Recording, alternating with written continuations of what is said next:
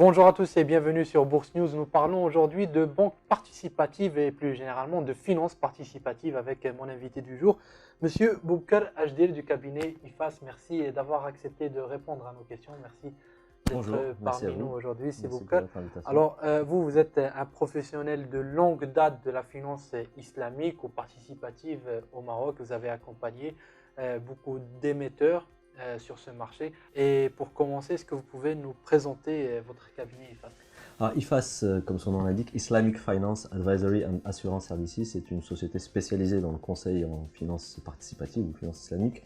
On est installé dans plusieurs pays. On a été créé il y a 12 ans maintenant, en 2007 au Royaume-Uni d'abord. Et nous avons ensuite, un an plus tard, ouvert un bureau à Paris qui est sous ma direction. Et depuis, on s'est déployé ailleurs, notamment dans le Pakistan, à Bahreïn. Et depuis mars 2018, nous sommes également installés à Casablanca. Très bien. Alors, vous regardez de près le marché participatif au Maroc. Quel est votre regard sur ce marché? La finance participative au Maroc à l'avance de façon assez sereine, j'ai envie de dire. Déjà, nous, à l'époque, en 2012, nous avions mené une enquête, c'était la première du genre sur le marché marocain. D'abord, elle nous a permis à nous, en tant que société, d'en savoir un petit peu plus sur le potentiel et l'appétence du marché. On a tout de suite perçu qu'il y avait un potentiel intéressant, mais qu'il fallait quand même surmonter un certain nombre de défis pour y arriver. Depuis, beaucoup de choses se sont passées. On a une nouvelle loi bancaire, enfin, un gros chapitre consacré à la finance participative dans la loi bancaire. On a des textes sur les soukouks, on a des projets de textes sur le takafoul, on a une émission de soukouk souverain. Donc, on peut dire que le Maroc, en très peu de temps, a fait ce que d'autres pays ont fait en beaucoup plus de temps.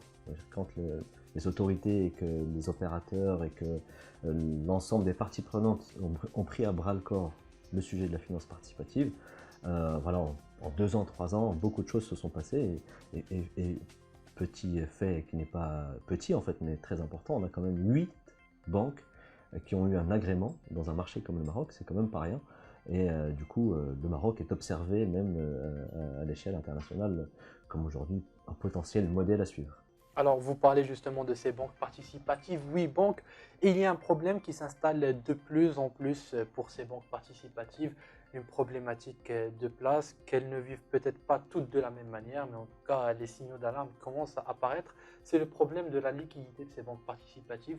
Que vous évoque, vous, en tant que professionnel, ce problème? Alors effectivement, les banques participatives marocaines rencontrent un problème qui est fondamental et qui finalement c'est le nerf de la guerre du secteur bancaire, c'est la liquidité. Pourquoi est-ce qu'elles rencontrent aujourd'hui ce problème-là? C'est que tout simplement, elles sont allées à un rythme peut-être un peu beaucoup plus rapide, elles, sur le marché, que n'avancent les autorités, et notamment tout cet écosystème dans lequel il y a Banque al-Maghrib, il y a le Conseil supérieur des ulama, il y a la fiscalité, bref, il y a tout un certain nombre de choses qui fait que les banques, elles ont beaucoup plus aussi notre réalité du marché, beaucoup plus de demandes de financement que de clients qui sont disposés à venir déposer leurs avoirs dans ces banques-là. Donc, en à peine 1 an et demi, on va dire à peu près d'exercice, on est en mars 2019, elles ont commencé en novembre 2017. Sans surprise, hein, la demande de financement immobilier, c'est le produit phare. Et donc, quasiment même dans d'autres pays, hein, c'est les premiers produits que la clientèle islamique ou participative demande.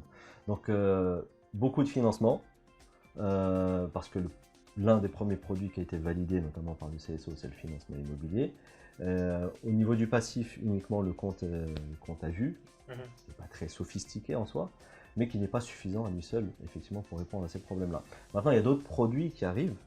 D'ailleurs, très récemment, le Conseil supérieur des ulama a donné son aval pour un nouveau produit, le dépôt d'investissement.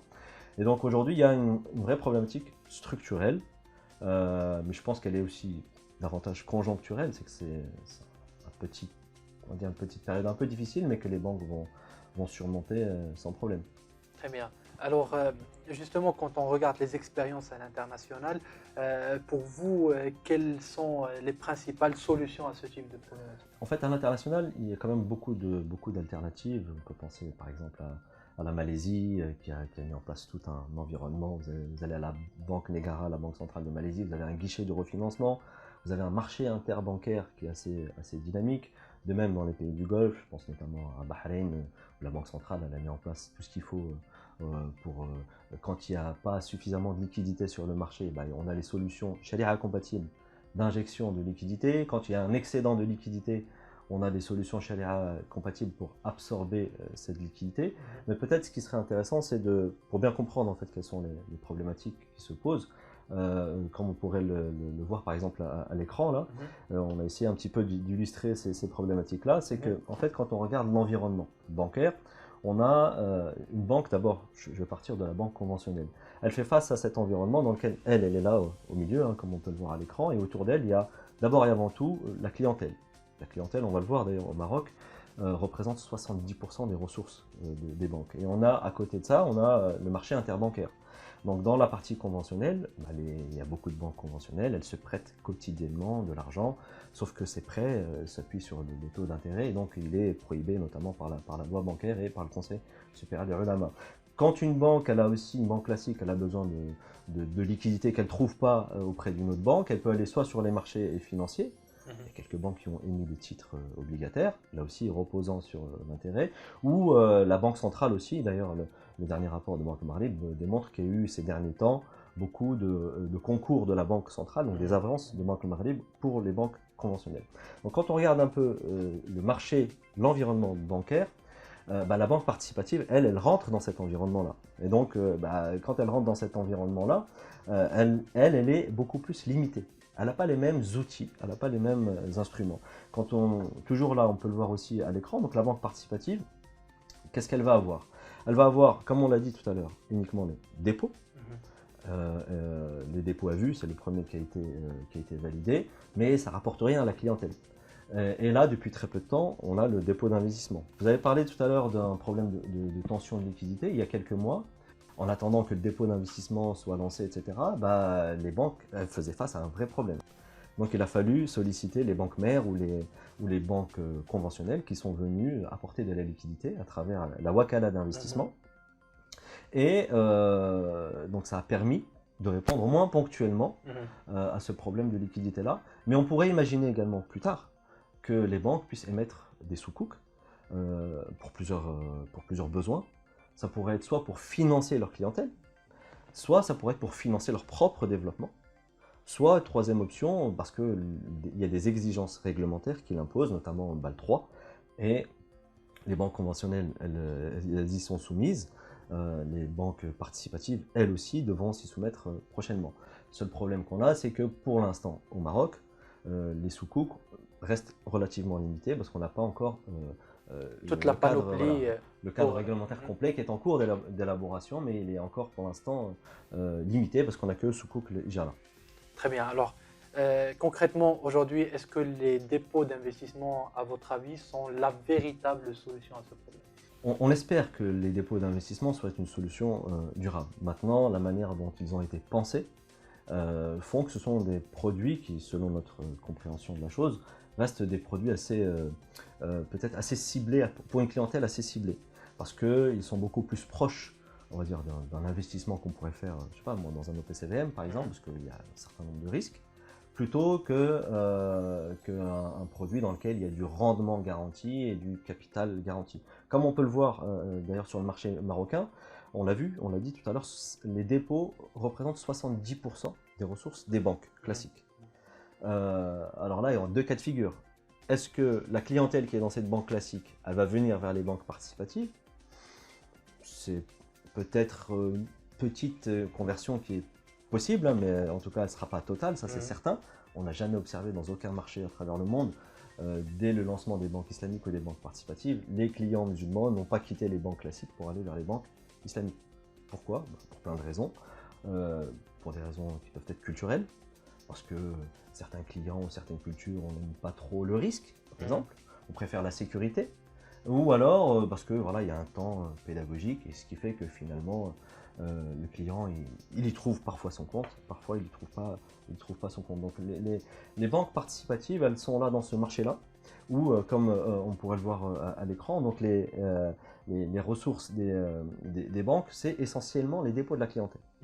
Et après, il y a tout, bien sûr les autres ressources. Maintenant, dans ces dépôts de la clientèle, on a les dépôts rémunérés et les dépôts non rémunérés. Alors, les banques classiques, elles proposent les dépôts à terme, qui servent en moyenne entre 2,5 et 3%, peut-être pour le plus long. 12 mois, voilà, on peut avoir un dépôt à terme dans une banque conventionnelle à 3%. La banque participative, là maintenant, elle a le dépôt d'investissement. Alors, dépôt d'investissement, on ne sait pas encore combien les banques participatives pourront servir comme rémunération. Parce qu'il va être adossé à l'actif de la banque, en tout cas dans une certaine de ses formes. Et cet actif de la banque, pour l'instant, il est composé essentiellement de la murabah. On pourrait imaginer qu'il y a un Donc partage. ce n'est pas liquide. Alors, d'une part, c'est pas très liquide, et d'autre part, Ce n'est pas aussi sécurisé qu'un DAT. alors, parce que le dépôt d'investissement, pour qu'il soit chez la compatible, on a deux caractéristiques principales. C'est que le capital ne peut pas être contractuellement garanti et la rémunération ne peut pas être contractuellement garantie. Donc, on est vraiment là dans deux philosophies complètement différentes. Donc il y a un véritable défi de positionnement de ces dépôts d'investissement par rapport aux dépôts à terme conventionnels. On pourrait effectivement dire ça. On pourrait dire effectivement que les banques participatives, elles doivent, comme je le disais tout à l'heure, réfléchir à comment attirer cette clientèle qui pourrait être une clientèle finalement haut de gamme ou alors une clientèle fortunée, parce que c'est celle-ci qui est plutôt familière avec le risque. C'est cette clientèle qui va vers les marchés, les OPCVM. Davantage cette clientèle plutôt que le Marocain qui a une petite épargne. Voilà. Ces dépôts d'investissement ne sont pas tout à fait, selon notre compréhension de la chose, faits pour le petit épargnant. Ils sont plutôt faits pour le profil Averti. Voilà, plutôt clientèle avertie et gros investisseurs. Parce que, c'est comme je disais aussi tout à l'heure, parce que quand on recompare aussi toujours sur cette comparaison des ressources des banques participatives, pardon, les ressources dans les banques conventionnelles, on n'imagine pas que le marché va complètement être déstructuré. Le client d'une banque, enfin le client marocain dans une banque, qu'il soit dans la banque participative ou dans la banque classique, c'est le même profil, on va dire. Il y a potentiellement, et c'est ce que tout le monde pensait au début, ce client qui n'est jamais bancarisé, ou alors qui utilise très peu de choses, qui pourrait être une nouvelle clientèle. Mais aujourd'hui, je ne pense pas que les banques participatives se focalisent essentiellement sur ce profil-là. Elles essayent de se faire leur place sur le marché et d'attirer les cadres, les CSP+, etc. Parce que justement, on est aussi à l'ère du digital, on est à l'ère des services, etc. Donc on essaie d'attirer une clientèle voilà, qui a des ressources assez intéressantes. Et donc pour en finir sur cette comparaison entre les banques participatives et les banques conventionnelles, ce que nous démontre également le rapport de Banque Maghreb, comme on pourrait le voir à l'écran, c'est que même dans les banques conventionnelles, il y a un élément qui est important. C'est que les dépôts rémunérés ne représentent pas la plus grosse partie des dépôts. Les DAT, ça représente dans les derniers chiffres là 18,7%. Comme on peut le voir là en 2017, 18,7%. Avant, ils étaient un petit peu plus que 20%. Et ce qu'on voit par contre, la plus grosse part de ces ressources, donc dans les dépôts, c'est les dépôts à vue. Qu'est-ce qu'un dépôt à vue? C'est que l'argent est disponible tout le temps pour le client. Parfois, il peut être rémunéré, l'épargne, c'est faiblement rémunéré, ou alors il n'est pas rémunéré. Donc là aussi, il y a une analyse peut-être à approfondir. Est-ce que le client marocain va aimer malgré tout les dépôts d'investissement, même si on lui offre un rendement intéressant, ou est-ce qu'il préfère plutôt la sécurité? Mais quand il y a sécurité, généralement, il n'y a pas de rendement. Premier paramètre. Et le deuxième paramètre qui est important, c'est la disponibilité. Parce qu'un dépôt à vue, l'argent est tout le temps disponible. Et alors que dans un dépôt à terme ou dans un dépôt d'investissement, pour lequel il y a également un terme, l'argent n'est pas, la liquidité n'est pas disponible. Donc voilà, il y a autant de paramètres que les banques participatives doivent aujourd'hui approfondir un petit peu plus. Bon, c'est toujours trop tôt, hein. Là le produit vient à peine d'être validé par le CSO, donc il faut laisser un peu le temps au temps pour observer le comportement de la clientèle, observer cette offre qui va être proposée par les banques, meilleur rendement ou rendement égal, et puis on verra à ce moment-là comment les banques réagiront. Mais en tout état de cause, ça je pense c'est très important, c'est que, et aujourd'hui elles sont d'accord pour le dire, bien sûr, elles ne vont pas reposer essentiellement sur le dépôt d'investissement pour les ressources. D'où la nécessité pour elles de réfléchir à d'autres sources de financement ou de liquidité à travers, comme on l'a dit tout à l'heure, les soukouks. On espère avant la fin de l'année qu'il y aura des soukouks de type Musharaka, Mudaraba, ce qu'on appelle les soukouks d'investissement. D'ailleurs, la MMC vient d'annoncer qu'une première mouture a été proposée au marché de ce type de soukouks pour les analyser. Effectivement, plus précisément le ministère des Finances, de l'économie et des finances du Royaume, qui depuis quelques mois travaille sur ces textes, parce que la loi sur la titrisation, elle prévoit, donc elle encadre les différents certificats de sukuk, dans lesquels il y a les sukuks d'investissement, les sukuks de financement. Alors, sukuk d'investissement, entre parenthèses, musharaka, mudaraba, wakala, les sukuks de financement, entre parenthèses, murabaha, salam, istisna, et il y a aussi une autre catégorie qu'on appelle les sukuk de portefeuille. Ça, c'est une catégorie un peu dans laquelle on peut mettre pas mal de choses.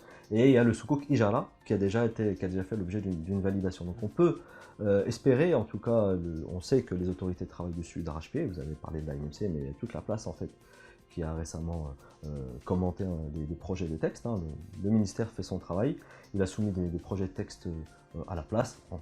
Après, il y a tout un travail réglementaire à faire. Hein. Il y a la loi, il y a les arrêtés, il y a le CSO ensuite. Voilà. Il faut trouver des textes qui donnent satisfaction à l'ensemble des acteurs, qui répondent bien aux besoins du marché et surtout aussi qui donnent satisfaction au Conseil supérieur des ulama qui, comme je le dis tout le temps, ne se contente pas juste de valider un schéma, mais il a besoin de regarder dans le détail exactement de quoi on parle, c'est quoi ces structures, ok, vous me parlez de sukuk musharaka, mais qui fait quoi, comment et pourquoi. Demain, s'il y a un montage, donnez-moi la documentation, je vais valider la documentation, comme le dit l'adage, le diable est dans le détail. Le Conseil supérieur de l'ulama ne donne pas une validation comme ça de principe. Il a besoin à chaque fois de regarder dans le détail, donc tout ça, ça prend du temps, et si jamais le Conseil supérieur de l'ulama n'est pas d'accord, par exemple, on peut évoquer des problématiques techniques comme vous avez parlé tout à l'heure des expériences internationales. Dans certains standards, comme la IFSB, elle dit que pour les sukuk, musharaka et modalaba, qui permettent notamment de répondre à des besoins de fonds propres, il y a des problématiques de subordination. Bon, on ne va pas rentrer dans les détails techniques. Est-ce que le Conseil supérieur des ulama va accepter ou pas des titres subordonnés? Il y a un grand débat ici à l'échelle internationale au niveau de la conformité à la charia de ces titres-là. Si oui, dans quelles conditions? Donc il y a tous ces paramètres qui font que ça nécessite un peu de temps, et c'est un temps qui est absolument indispensable pour que l'ensemble de l'écosystème comprenne tout ça. Et une fois qu'on a validé, une fois qu'on a tout ça, bah, il faut que les investisseurs viennent. Ouais. Et quand on regarde là aussi le profil des investisseurs au Maroc, sur les titres obligataires, est-ce qu'ils vont avoir la même appétence ou pas pour les soukouk? Est-ce qu'ils vont avoir des benchmarks ou comment on dit, des courbes de référence ou pas? Pour l'instant, il n'y en a pas. Ces banques participatives elles-mêmes, qui sont de nouveaux établissements, quel est leur risque de crédit? Il y a tout plein d'autres paramètres purement économiques et financiers qu'il ne faut pas négliger. Ce n'est pas parce qu'on a un super produit qui est Sharia compatible, qui est conforme à la loi, mais derrière, il faut aussi qu'économiquement, et les émetteurs et les investisseurs, ils trouvent leur compte. Et tout ça, ça va prendre un petit peu de temps. Très bien. On a l'impression que la réalité financière et réglementaire rattrape ces banques participatives toutes jeunes. Et à vous entendre et à entendre surtout les professionnels, on a l'impression qu'en attendant le développement des dépôts à vue, notamment avec la capillarité des banques participatives, en attendant le développement de sukuk qui soit plus adapté à leur activité, et en attendant le développement réel de ces comptes d'investissement plus adaptés à une clientèle, disons, avisée et un peu haut de gamme, eh bien, ils vont continuer à carburer à la wakala Bistismar comme ils le font actuellement. Bah, on ne sait pas, peut-être que là aussi, les banques mères ou les investisseurs derrière la wakala, à un moment donné, ils vont dire ah, c'est bon, je l'ai fait une fois, deux fois, je peux pas, comme ça, comme on dit, la poche, elle n'est pas indéfiniment profonde. Parce qu'il y a aussi les banques conventionnelles, elles ont aussi leurs problématiques de liquidité. Cela pourrait se répercuter sur les financements. Forcément, ça pourrait avoir un impact sur les financements. Parce que si les banques participatives elles-mêmes se financent à un coût élevé, ou alors parce qu'on parle de wakala d'investissement. Pour parler juste de ce produit-là, donc la banque qui donne la liquidité, elle attend un retour sur investissement. Oui. Et forcément, si elle est exigeante dans le rendement, bah, ça va se répercuter sur le consommateur ou le client final.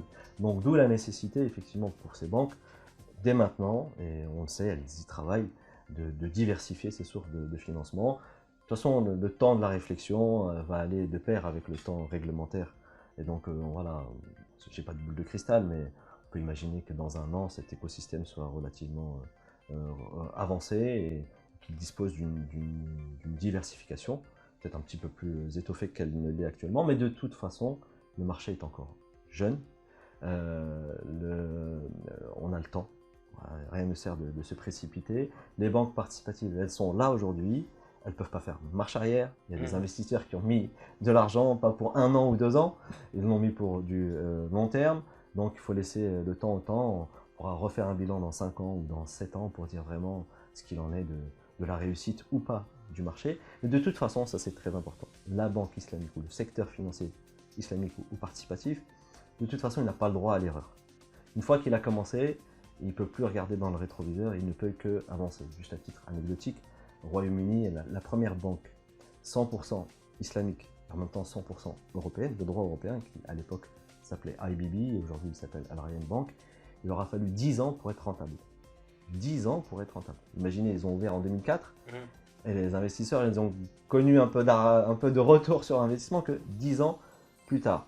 Si cette banque elle avait fermé ses portes en 2007 ou en 2009, en plein cœur de la crise des subprimes, je pense que je ne serais pas devant vous aujourd'hui en train de parler de finances islamiques au Maroc, parce que tout le monde aurait dit, bon, la banque islamique, en particulier la banque de détail, ça ne marche pas, c'est pas la peine de se casser la tête. Or, elle est toujours là, aujourd'hui elle est rentable, elle fait de l'innovation, elle a émis son premier soukouk, elle a un portefeuille de financement immobilier basé sur la Musharaka Mutanaqisa.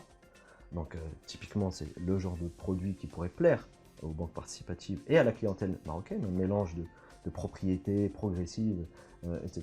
Et ça donne aussi du rendement intéressant pour les banques. Ça leur permet de titriser les actifs immobiliers qu'ils ont. Donc on sort du problème de la titrisation de la créance, parce que quand on n'a que de la murabaha, là aussi on a un sujet de conformité islamique, et même pas que islamique, parce que titriser de la créance pour refaire de la créance pour reproduire les subprimes, ça n'a pas de sens de toute façon.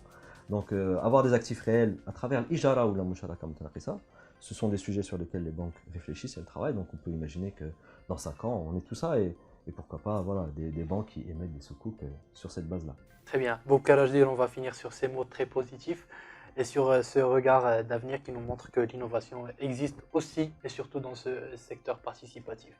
Encore merci d'avoir bien voulu répondre à nos questions. Je vous dis à la prochaine pour une nouvelle émission. Merci pour votre invitation. Merci à vous. Merci.